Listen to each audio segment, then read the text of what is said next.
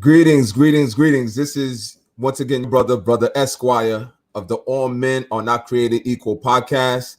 Thank you for joining us this afternoon as we close out Human Trafficking Prevention Month.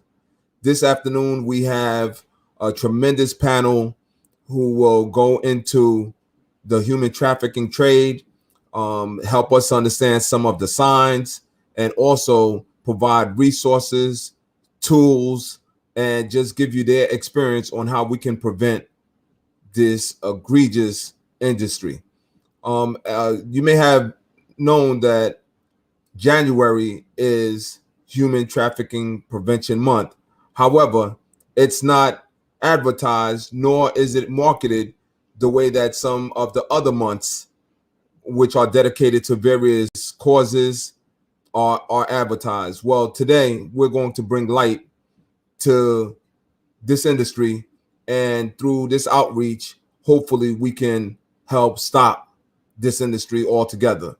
And our panelists for this afternoon is one that I feel will be able to provide many of us insight into this industry and how we can utilize and leverage our capacity as neighbors, as family members to help stop this industry. We have with us our councilwoman from the 45th Councilmanic District, Ms. Farah Lewis. We also have with us from the Freedom Youth Organization, Mrs. Monique Riley Ferguson. And we also have with us Mrs. Akila Shafiq from Freedom Youth as well. And we also have a survivor. And she's not going to come on camera, but she will provide us some testimony. She will provide us her experience as a survivor, Miss Natasha. And later on in the program, we're going to be joined by the Brooklyn Borough President and mayoral candidate, Mr. Eric Adams. And Mr. Adams, we would hope, will share with us some of the vision that he has for New York City and how he intends on combating human trafficking here in New York City if he were to become mayor. Well, welcome, Councilwoman. Welcome, Ms. Akila, as well as Natasha. Thank you for, again, joining now. This is part 3 of All Men Are Not Created Equal podcast, exploring human trafficking and how it's in our backyard and hopefully how we can get it out of our backyard and ensure that there aren't any more victims in our communities suffering from this industry. Councilwoman, I'm going to start with you first. And I know this has been a passion of yours.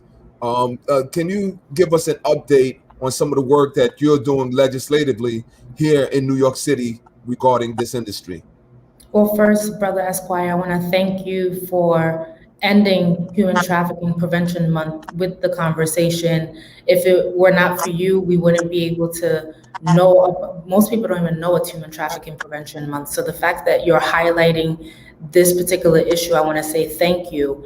And for allowing the advocates that are on today an opportunity to share some of their work and what they're doing. I would like to thank you for that as well. The last time I was on, I shared 2 bills that I sponsored in the city council to try to address the issue. The first one is Intro 1928 that would require the NYPD to compile, send, and post a yearly missing persons report that would be disaggregated by race, age, gender, precinct, and percentage of cases solved and number of cases involved in human trafficking. So most of us know about the Amber Alert system and the Silver Alert system, but there's no missing person system available for someone that's over 18 years old. We know that there are some clear indicators out there for families that are dealing with this issue. And it came upon me when I first ran for office. My first couple of months in, I started to get text messages, basically through social media as well, where parents will send me pictures of their daughters who were missing, young girls and young women who were abducted either at a shopping center or didn't make it home or to school one day, and they know that their daughters were abducted. And we wanted to make sure that we highlighted this issue and provided a platform for families that feel like, defeated by the situation. The second bill, I forgot to mention it, is Intro 1929. It creates a public alert system to be used in a missing persons case where people are believed to be in imminent danger. So I'm still waiting to see if there's an opportunity for these bills to get heard in the Public Safety Committee, but I definitely open to joining some of the advocates here and around our city to provide as much services and resources for survivors of human trafficking and helping with identifying the trends and hotspots where young girls are picked up. Oh, thank you so much, Councilwoman. And in my eagerness to get this conversation started, I wanted to first thank Almighty God, to whom we refer to by so many incredible names, for giving us an opportunity to share this platform with our listening as well as our viewing guests. And I would be remiss if I didn't acknowledge Almighty God, who has been a force in my life and has been a presence in my life when it comes to doing a lot of the work that I do. So this platform wouldn't be here if it were not for his intervention and his permission. So I just wanted to take a quick PSA, so to speak. But before we get started into the conversation, I will ask everyone to please start a watch party. If you have teenage daughters or teenage sons, get them now before the screen. Have them take a break away from the PS5 for a quick second, because the information that's going to be provided here is absolutely life-saving. And we want to make sure our young people are aware of the signs, and as well as parents, and maybe have a discussion after this regarding human trafficking, especially as we near Super Bowl weekend. And Super Bowl weekend is next weekend. And according to the McCain Institute of Arizona State University, researchers say that Super Bowl weekend is the weekend where the most human trafficking occurs. In fact, they estimate that close to 10,000 victims are going to participate in the sex industry, participate in the sex industry. And Miss Akila Shafiq, can you give us a bit of a background of how you got started in advocating in this space? I've been working with Freedom Youth for about a couple of months ago, and I was introduced as an intern for criminal justice. It was just an intern, and later after, I decided to stay on with them because the issues that I see that arise that I didn't even know was active. I didn't know some of the hot spots was like locations where I grew up in and locations where I still have family at. So with that being said, I just decided to stay on and become an advocate with them. Okay, and where is Freedom Youth located? Freedom Youth is in New York City, in the Bronx. What part of New York? In the Bronx. Okay. In the Bronx. Yeah. And do you service the whole Bronx, or are you citywide, or is there a particular catchment area that you have? No, we service everywhere. We even had clients come down from South Carolina, Virginia, wherever there is a client that's in need of a help or in need of a rescue. We are out there. We are going out there to get them, or making sure they get to us. Okay, and we also have with us Miss Natasha. Miss Natasha, first, I just want to say thank you for joining us this afternoon. Miss Natasha is a survivor of the sex industry, and she's on her way to recovery at this time with the help of Freedom Youth.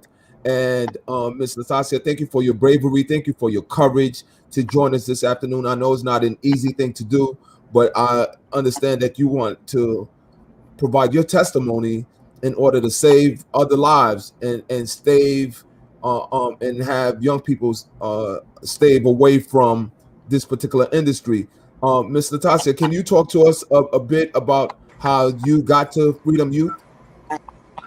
Of course. So, I grew up in foster care after what happened to me, and so I went to go live with my uncle, and he ended up kicking me out because he couldn't handle the aftermath, which was like mental health issues and behavioral issues after this my incident with sex trafficking. And so I became homeless, and I started to move between places, and um, you know. Uh, I became homeless, and so a friend contacted Freedom Youth because she wanted to help me, and I got connected with them, and it's kind of definitely changed my life. And when you actually got to Freedom Youth, how, how did you go about even explaining to them, what your status was or what your story was about? How difficult was that? Um, it definitely it wasn't too difficult because I grew up a lot during my life having to repeat my story to different therapists, psychiatrists, group home staff and things like that. So it's kind of like repeating, like it's in my brain, like it's like a script that I have to say because I've said it so much. And what age were you when you first encountered this industry? I was 16. 16. And was this at school, or did it first happen in the home or the workplace, or I was taken off of the street from a man took me off the street because I was homeless at the time. I ran away from my group home, and so he said, you can have if you'll. It was winter, so he said you can sleep in my apartment if you have sex with me. And the next day, I was beaten, and you know uh, he threatened me with a gun and things like that. And so that day I became bound to that apartment, more mentally than physically. And I found out that sometimes mental chains are a lot stronger than physical ones. wow. And again, Nastasia, I know this is a very difficult topic to bring up, and I want to again thank you for your bravery, thank you for your courage, and sharing your story with us. And I know, because you're sharing your story with us, that we're going to be able to help other young people who are 15, 16, who may be in school, who might have propositions such as the ones that you have, and be able to find their best way out of a situation that you were presented with. Um, Miss Akila, how do you go about when you hear these stories and they come into Freedom Youth? What is your direct approach? My direct approach, first and foremost, I make sure that they're comfortable. I make sure that they're comfortable. I make sure that any safety concerns are looked at, are addressed. I make sure, their basic needs are met. Um, and basically, I just pave a path for them to get comfortable and get to know me a little bit more, so they are more comfortable to go ahead and tell their story. Some clients come in, they're willing to tell their story. Sometimes we have someone who has referred the client, so we do know a little background. So basically, what I do is just give them the platform to open up how they want, the way they want, so they can when they feel comfortable.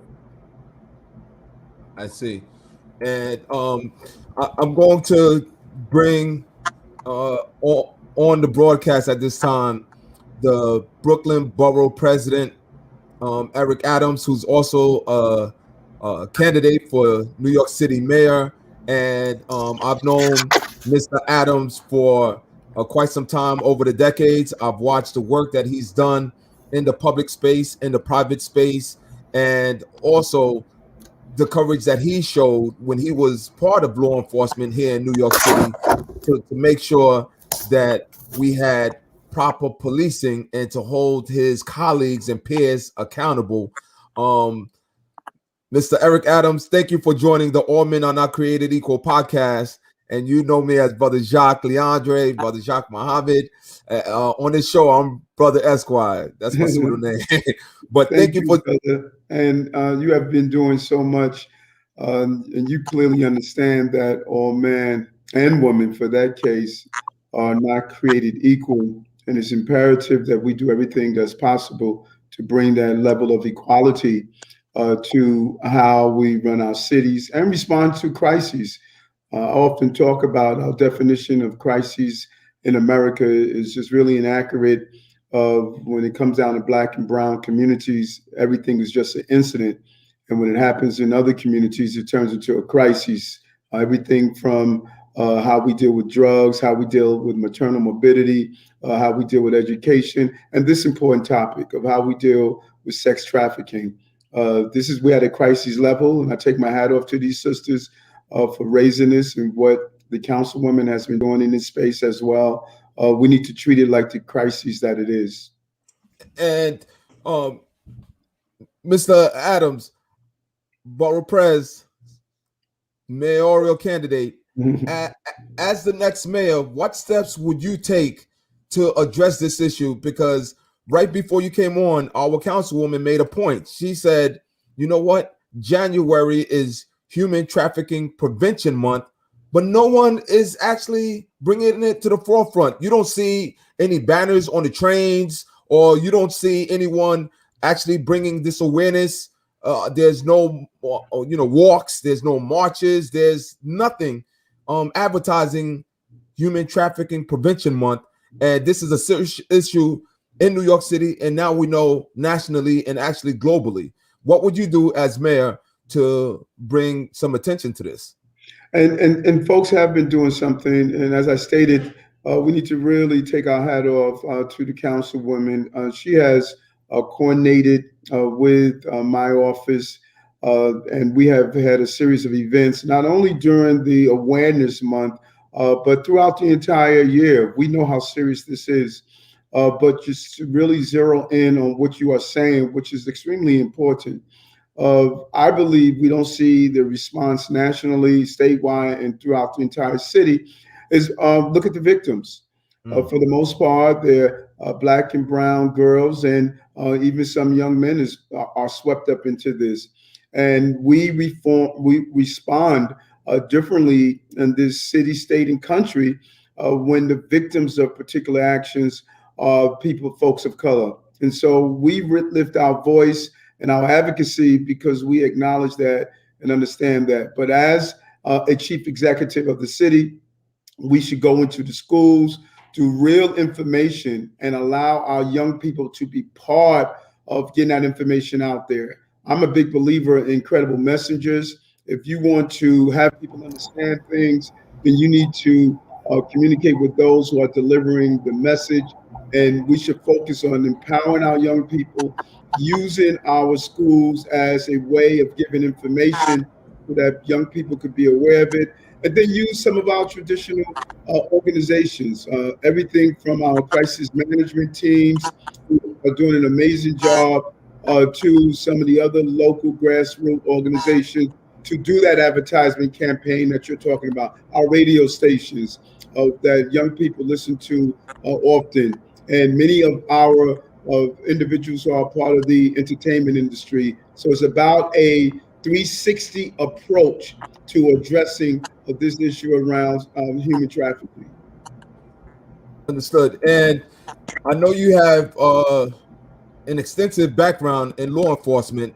And as I mentioned before, you were one of those officers when you were in uniform that ensured you were one of those officers that I would rather my young people come in contact with and have an interaction with if they were to have a situation with the officers, right? But as a captain and one who was brass, so to speak, in NYPD, can you give us, in layman's terms, what approach you would take as far as law enforcement is concerned with this particular industry? Yes, a combination of things. Number one, something that we attempted to do in Brooklyn, I would immediately train those who are part of the hotel industry to look and identify a person who could potentially be trafficked and have a hotline connection with our hotels, a lot of our nightlife establishments. Once you identify those signs and train people of the signs to look for, you could have an immediate response.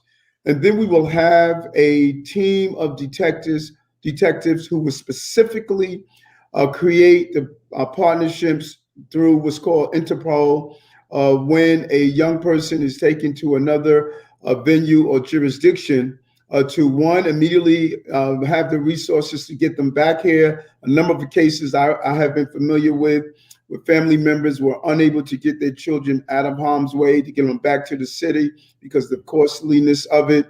We will immediately prosecute in those venues that's outside our city by assisting in the information that is needed.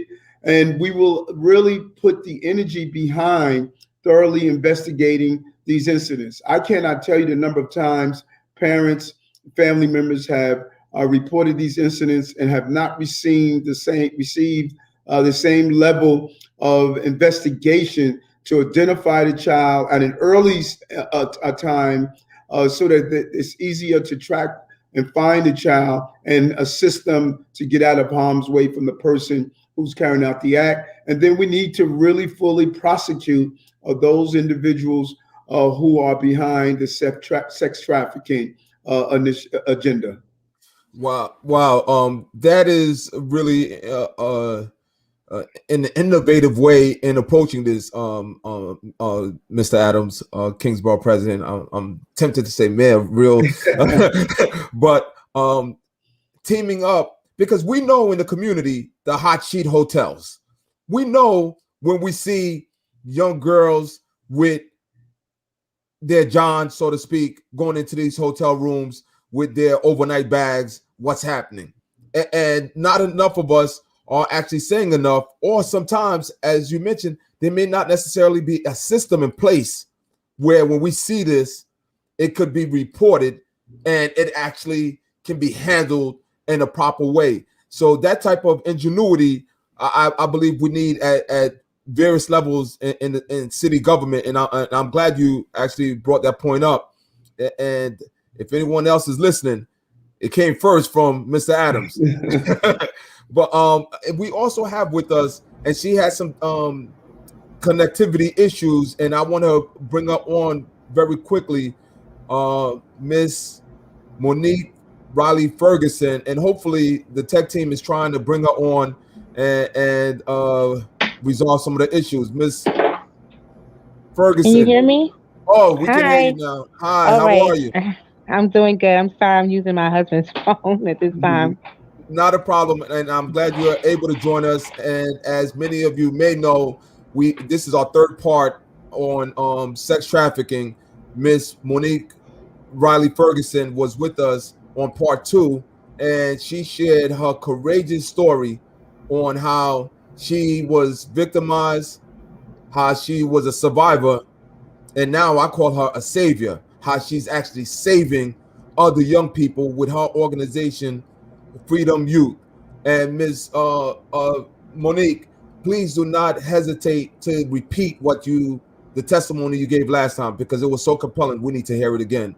But how did you actually get started in this particular industry, Ms. Riley?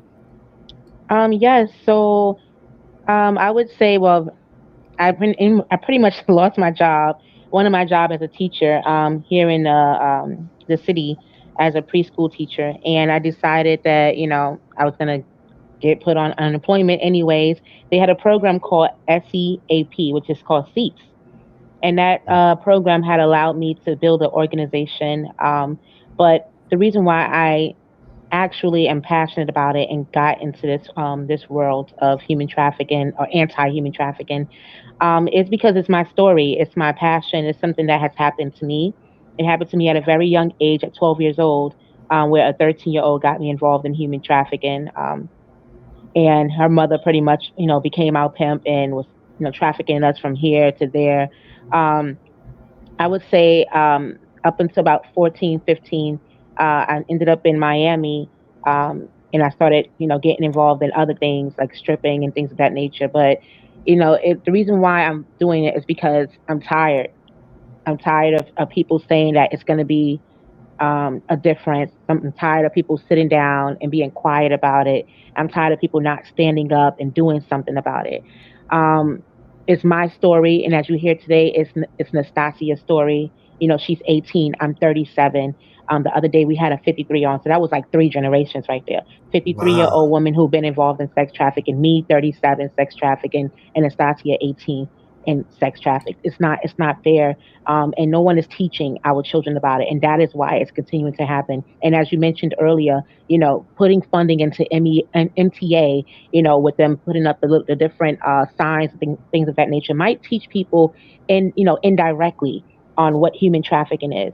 Hmm. We have to take the extra initiatives to do something about it. And you're right. There's not a lot of people out here talking about human trafficking. No one is protesting about it. You hear about gun violence, and you see a whole bunch of people that come out, but this can be your son, your daughter, anyone, and they can be sex trafficked or human trafficked, whatever which way you want to put it. This is happening to us and our children. They are lucrative to pimps, and they're going to continue to be that way if we don't put our foot down.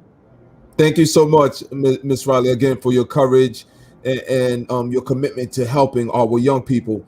And I know our councilwoman stated she has a hard stop at 4:30 because she has another commitment. So I want to give you an opportunity, please, Councilwoman Lewis, to give us some parting words.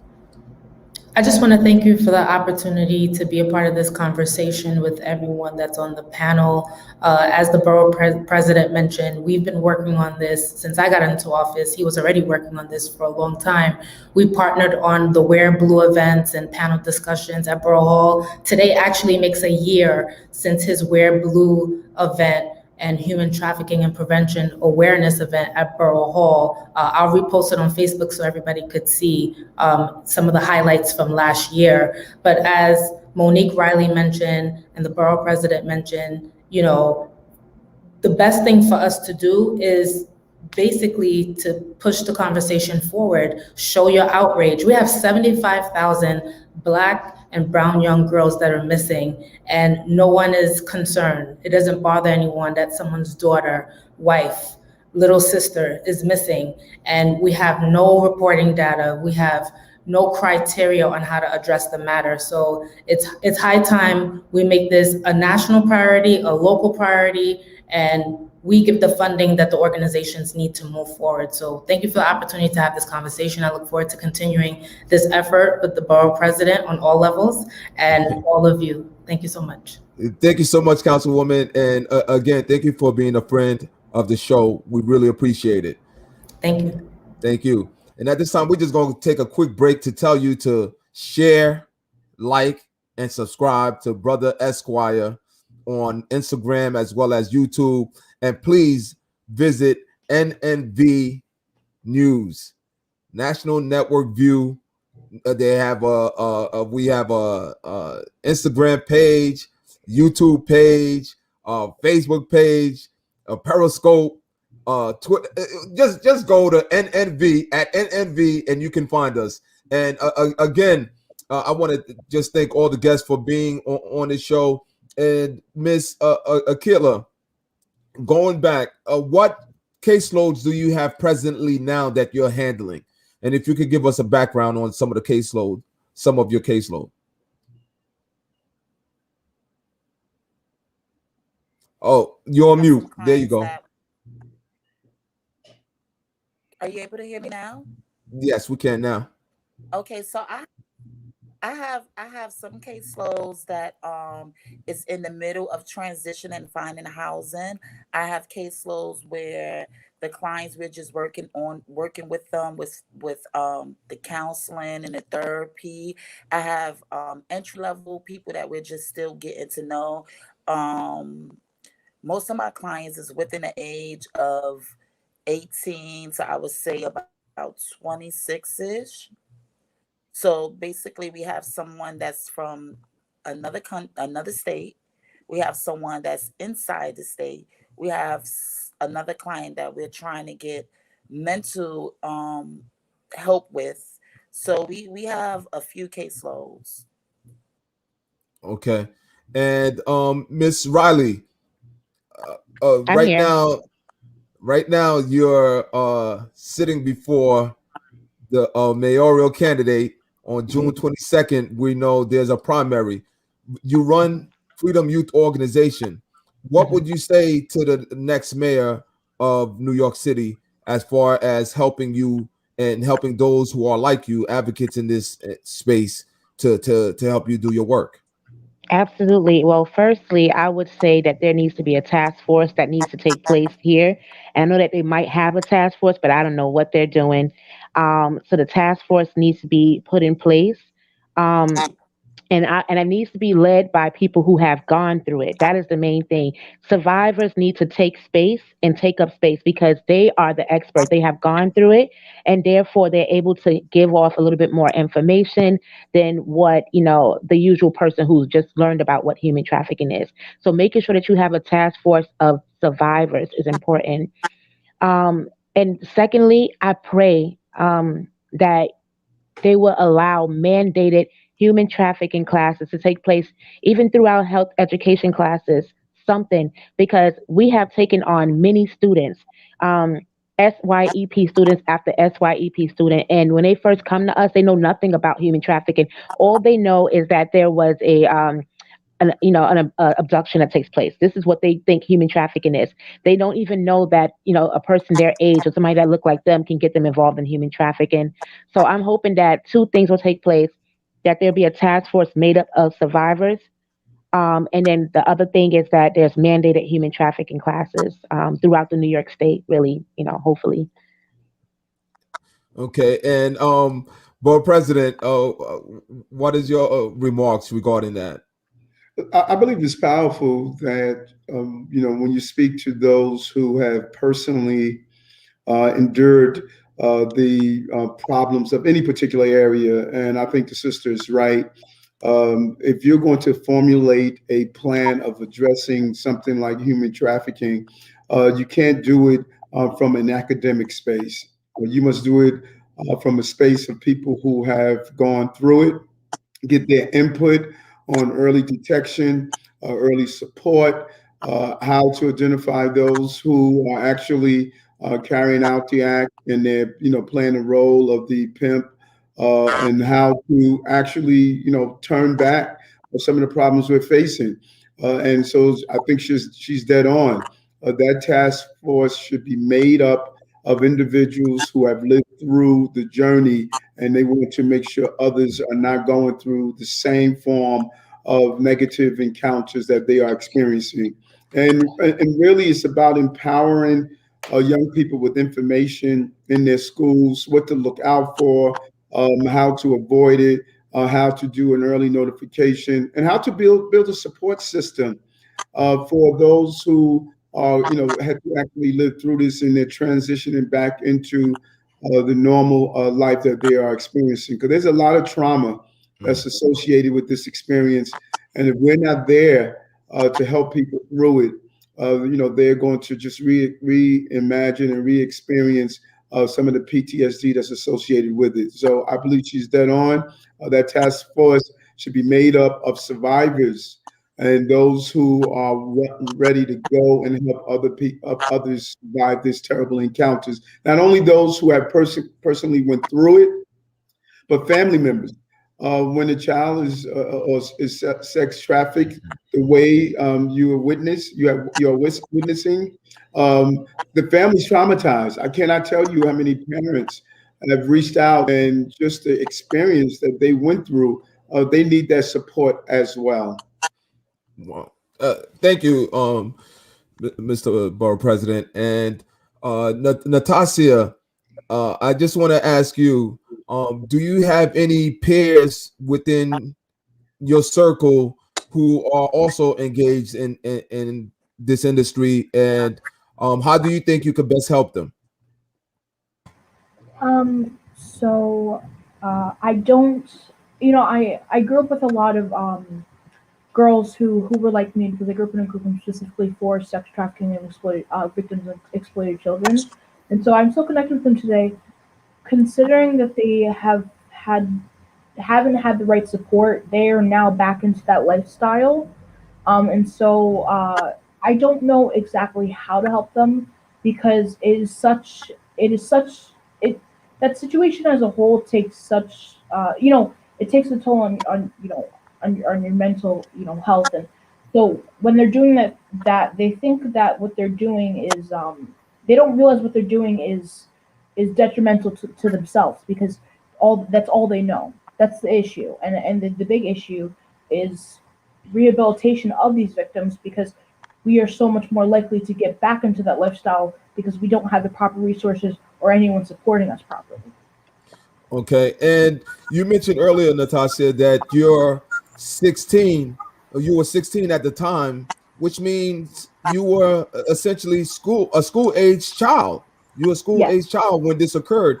And I have on the line President Sean D. Francois the first, who is the president of Local 372, and it's a labor union here in New York City, and his members are comprised of employees who work in the school kitchens, who are the school crossing guards, who are the SAPIS workers, who are the cafeteria workers, who are the paraprofessionals, and they're the support service in New York City public school system. How do you think the schools could be helpful and help in providing assistance to our school age children who encounter this?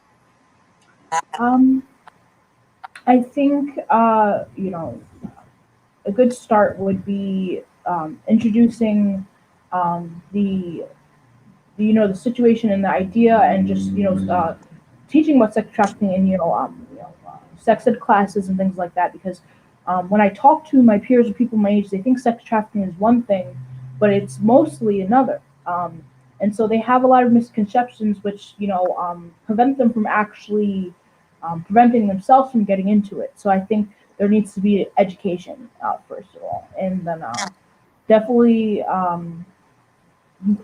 better trained counselors and things like that because um, I think when you go to I think a lot of kids are scared to go to counselors or people in their school because they think that they will get in trouble, and I think there needs to be a more comfortable space or a more comfortable plan, a more comfortable space that they can come into to speak about what is happening to them or what's happening to their peers or something or things like that. Oh, okay. And Monique, I see you shaking your head in agreement. Do you want to add to this conversation? I absolutely do. I was just listening to her and I'm just like, yes, yes, yes. We need all of that. You know how they have the Beacon after school program inside the schools? Yes. I presented to a principal some time ago, and I said, just like you guys have the Beacon program to add, different activities for the kids, a place for them to go, after school sports, etc. They need to have the same thing for anti-human trafficking organizations should be allowed to go into the NYPD, not NYPD, I'm sorry, the New York City school systems and add be kind of like an additive to them because our teachers are overwhelmed, our guidance counselors, they're overwhelmed. Some of them don't know what human trafficking look like, and if we had organizations sitting in there like they have the Beacons program sitting in there, that might be an additive level for people to come in, or we can spot things as an organization. We can actually spot things that a child might be going through. Okay, this person, we just noticed her coming in with extra clothing, new hair. She hasn't been home, X, Y, and Z. These are all red flags. So it always goes back to the screening process, right? I always say we have to build a screener. We build screeners for people who have mental health, right? They go into the medical hospital or the clinic for a checkup. The moment you see a doctor, they ask you, well, how are you feeling today, right? They're screening if you're feeling good today, from a level 1 to 10. And if you give them a certain number that they don't like or they don't feel like they're comfortable with, they will, try to, see if you can see a psychiatrist or a social worker, right? So are we screening for these things in schools? Why don't we have organizations that can come into the school and be an additional help to those who, are teaching our kids? Interesting. It's initiatives. It's initiatives. That's it. Got it. And Mr. Eric Adams, after hearing all of this from survivors as well as those who are now went from victims to survivors to saviors like Miss Monique Riley, how do you see New York City providing some sort of wraparound service when it comes to the victims? And that is so important because oftentimes when we talk about addressing crises, addressing things that are impacting our city and the lives of people, we do it in silos. We see it as a one space instead of a cross section, a braided, I like to say, approach Mhm. to addressing the problem. This is not just a law enforcement problem. This is a problem where people are going to need counseling after. You may have some victims that may need housing. You may have some victims that may need to be integrated back into our educational system. You may have some victims who were in the foster care program and age out at 21 instead of giving the support that they Mhm. need. And so when you do the assessment properly and you sit down with a person who has gone through this and you find out their needs, and then you utilize all of our city agencies to address those needs and just not a one approach to addressing just one particular need. We need a wraparound service approach to addressing all of those needs that's associated with this victim has gone through. Thank you, sir. And Monique, with the work that you're doing with Freedom Youth, we have our listening audience as well as our viewing audience, and they're sending chat messages. How can we help? Who can we contact? Can you share with us, I guess, your information for your organization? Yes. So we're focusing right now on trying to get a safe house. Just like Nastasia said today, the biggest issue that we are encountering is young people who we do get, from outreach or that have heard of our organization have come to us. The only thing that we don't have right now is we do not have a safe house. Now we can send them a whole bunch of places, the path, the women's shelter, etc. But none of those places are going to right away address the trauma that they have gone through. So we're trying to build our own safe house. So we're asking for help. Anyone who have donations towards that, that would be greatly appreciated. Even if we start with a two-family household, it's going to help. Put some people in these places, and give them a place to stay and a start, a fresh start. So you're looking to do that. If anyone is willing to help us by volunteering their time with our organization, that would be greatly needed, and helpful towards our organization. Um, we're looking, also to be able to provide a youth program. We need a place. We've been renting out a place for so long, at a cubicle spot. And now we're looking to expand because our youth do need a place once COVID-19 is all said and done. We want to be able to give them a space so they don't always have to do everything outside. I recall telling my story recently, when I first got a group of kids, it was like maybe 25 kids. We had no place to go. I had just started my organization. And I was like, you know what, God, you're going to do whatever you got to do because I need you to do this for me. And I remember taking out all of my furniture on my first floor, all of my furniture in my bedroom. I cleaned it all out in the first floor of my apartment, my house. We were able to utilize this as space for the kids to come in to advocate, to educate, and no one should have to go through that. There's plenty of buildings that no one is using here in the city, and they can offer something like that to myself. It's not easy as a young baby in coming up into this world, but also someone who is really focused on and driving change. I really want to make a difference in the lives of our young people who are victims and survivors. I also want to make a difference in the lives of our youth so that they don't ever have to go through what I went through. So we need space. We're looking for us, to start building our safe house. And then we're looking for like a rec center for our children. This is all that we're asking for at this moment. And volunteers. Okay, thank you for that. And what is the best way to reach your organization, Miss Riley? Yes, I'm sorry. It is, the best way to reach us is at 929-367-4754. That is 929-367-4754. Our email is info at freedomyouthnyc.com, or you can email me directly at Monique Riley, Riley, at freedomyouthnyc.com. Thank you so And, much. and you know I'm going to ask you to repeat, right? Because you just said it a little Oh, bit too fast, and I can't type oh, as fast as sorry. you. Let's go. What is the All right, I'll telephone try. number? The Our telephone number? telephone number is 929 Mm-hmm. 367 4754. Okay, I put it in our chat. If you want to help Freedom Youth, just call 929-367-4754. We're winding down this program. We have 12 minutes left, but I know our Kingsborough president, our Brooklyn Borough president, we want to thank you for your time because we know this is some valuable time that you're spending with us because we're just a few months away from the June 22nd primary elections for the mayoral seat. And I know you have tons of other calls to go on, but I want to give you a moment to give us what are your parting remarks, Borough President. It's such an important issue, and I really want to commend the advocates and who are putting this on the forefront. And I agree. Right now, we're seeing a decrease in retail space.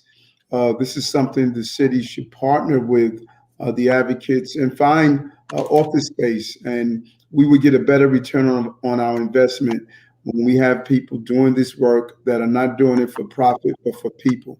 And these are the types of partnerships we need to develop, how to better utilize our school buildings to be resource centers after school hours, to utilize classrooms, gymnasium, give and create safe spaces for our young people so they know that they matter in every part of developing their full personhood. So I really, I'm pleased and I want to commend the advocates, and I'm extremely happy of the partnership we have developed with the city councilwoman, and let's continue to fight this important issue together.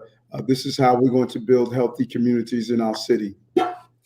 Thank you. And if they need to reach you, Borough President, what is the best way that they can reach you? Because I earlier our councilwoman mentioned a Wear Blue event that you started in Brooklyn to bring to the forefront human trafficking prevention type of work. What is the best place that they can reach you? On all social media handles, if they would just, the easiest way to do it is just to go right to Google Eric Adams. Our website comes up. All of our emails will come up. Just Google Brooklyn Borough President Eric Adams, and everything you need to reach us is right there. That's probably the easiest, so people can remember that. Okay, great. Again, we can't thank you enough, Borough President, for spending some time with us. And I know Monique has done some work with your office around that. We've had some private conversation offline, and she said you were very helpful in assisting her thus far. Although she's in the borough of the Bronx, you are helpful with assisting us. So again, we want to thank you and thank you for being a friend of the show and imparting your knowledge with us. I appreciate Thank you. it, sir. Thanks all. Thanks for what you're doing. Take. Now we're left with the advocates. We have about 8 minutes left, and I just want to get from you some information that you could give to parents who may be suspecting that their child might be engaging in this particular trade. What message would you give? First, I'll ask Miss Akila, and then I'll ask Miss Riley.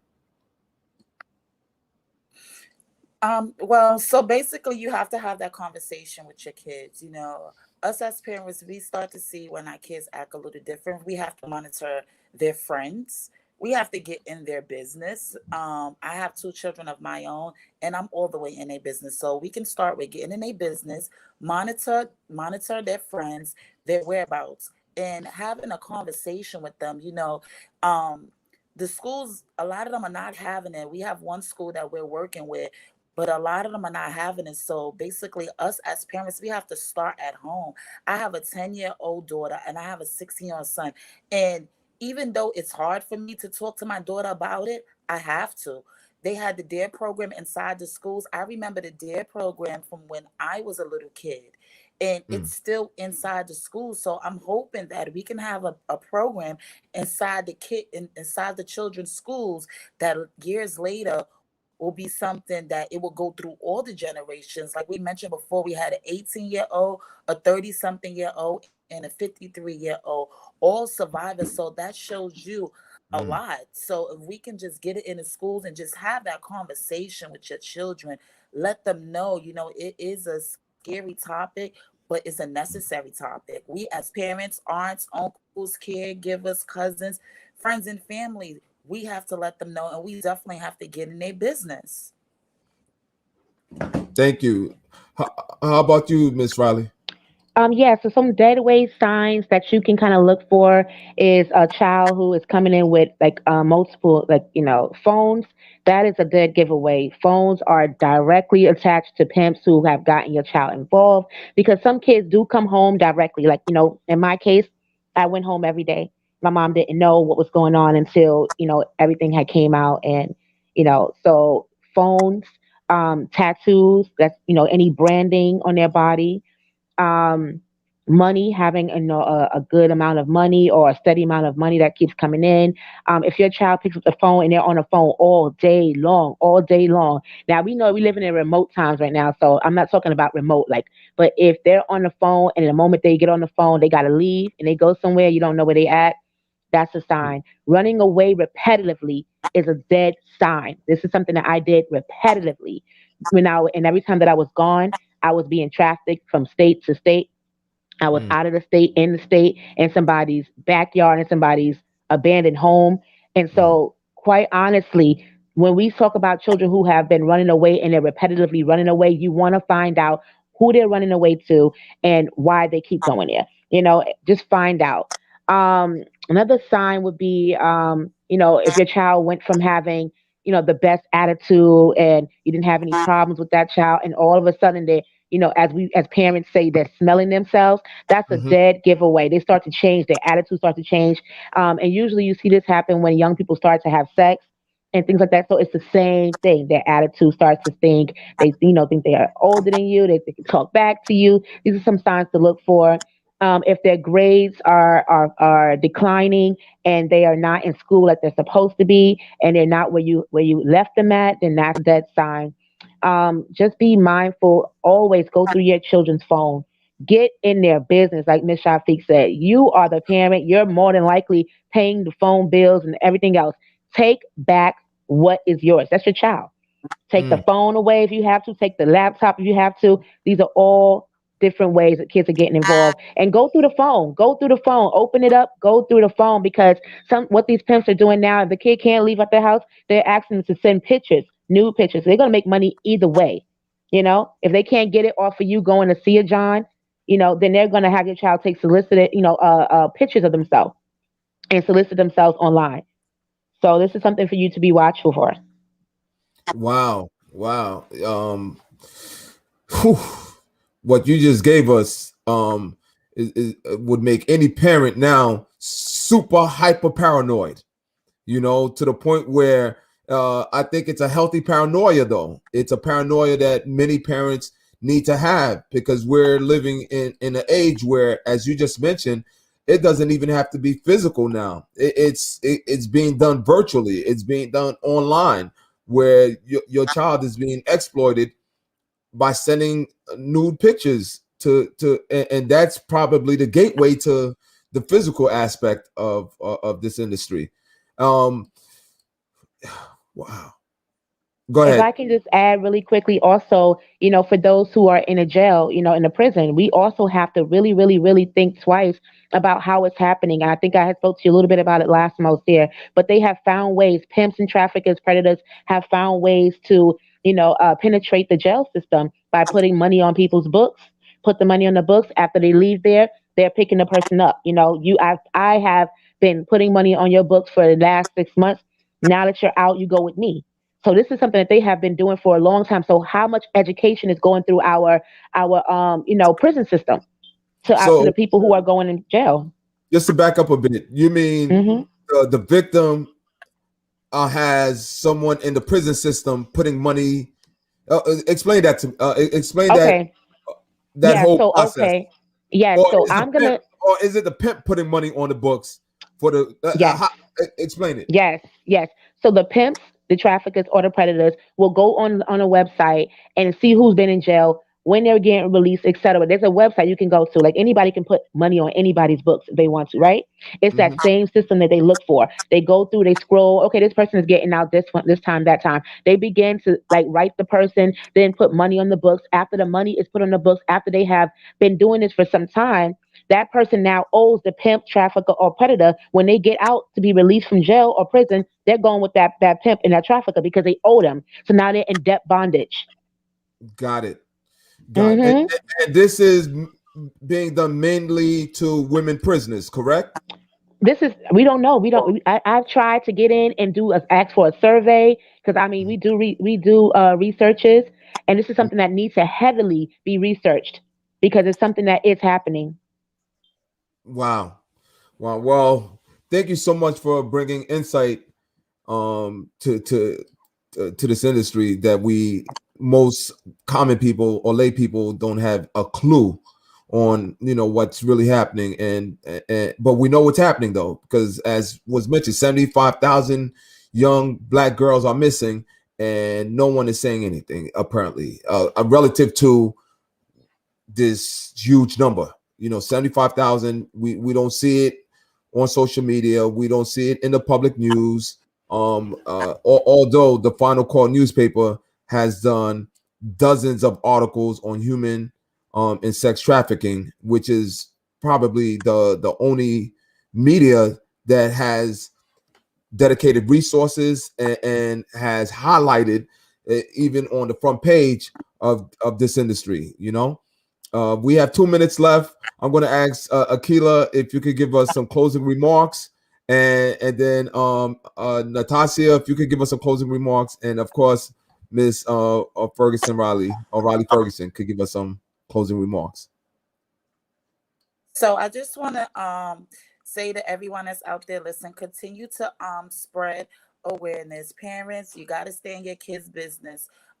Peer-to-peer recruitment is real. That's when another kid bring in another kid. So this is very, very real. So we have to spread awareness, talk to our kids, because I see a lot of kids, and let them know that this happens in our communities, in all the boroughs. It's not something that just happened in another country. It happens all over. Thank you so much, and again, Akila, thank you for the work that you've been doing around this industry. Miss Riley. Yes. So I would just say to everybody that, like, just like Ms. Shafiq said, this is something that is real. It's not something that's happening in just Puerto Rico, Dominican Republic, etc. It's happening right here next door to you in your neighbor's house, etc. We have to stand up. We have to fight. Let's educate. Let's put policies together. Let's really drive it home to educate because our young black and brown girls are missing and boys, they're missing. And no one, absolutely no one is talking about this. We have to stand up and we got to do something. And I always tell my survivors, you know, who's gonna help you? It's sometimes we think it's gonna be the cops, it's gonna be NYPD. 9 out of 10 times, it's always another survivor willing to go back in the trenches to be able to save Mm, another person. It's the survivors that's doing it, and everyone else is getting the light and the limelight behind it. But it's the survivors. We're out here and we're going back into the trenches. So please open your ears and your eyes to this. This is something that affects you. When something bad happens to one, it happens to all of us. So I'm just asking you guys to open your eyes and let's start advocating. Let's do some things. Let's get a movement going. We need it. great. Again, Monique, I can't thank you enough for coming on for part three and sharing the information that you've shared with us this afternoon. If you want to help Freedom Youth, we know they're legitimate, bona fide, doing tremendous work in our community. Please call her directly at 929-367-4754. You may not have the time. you may not want to necessarily get your hands, in this type of work. However, you may want to help. And if you want to help, just call her 929-367-4754. And last but certainly not least, I'm going to ask Natasha to give us some closing remarks. Natasha, we're really proud of you and thank you for your courage. Thank you for your strength coming on this afternoon. We know it wasn't easy, but we know you're trying to save other young people like yourself. So some remarks, please. Hi. So, it was a pleasure coming here today to talk with you and everybody else and interacting in this and what you guys are doing and what you guys are doing for people like me means a lot because this is a very important issue that is plaguing our country, our communities, and our lives. So thank you. Well, thank you, Natasha. We want to thank everyone for joining All Men Are Not Created Equal podcast. And we want to thank also our partners, NNV, National Network View, for hosting us as well on their platform, and or the production team, Michael Shabazz. Thank you for all the work you've done. And again, join us in another 2 weeks. We're going to have Mr. David Banks on our show, the founder of Eagle Academy, the all boys school network that's doing a great job with our young people, particularly our young Black men. Join us. Actually, it's on the 21st, February 21st, 4 p.m. Again, this is Brother Esquire. I'm signing out. Thank you for another show of All Men Are Not Created Equal platform. Appreciate you. Peace.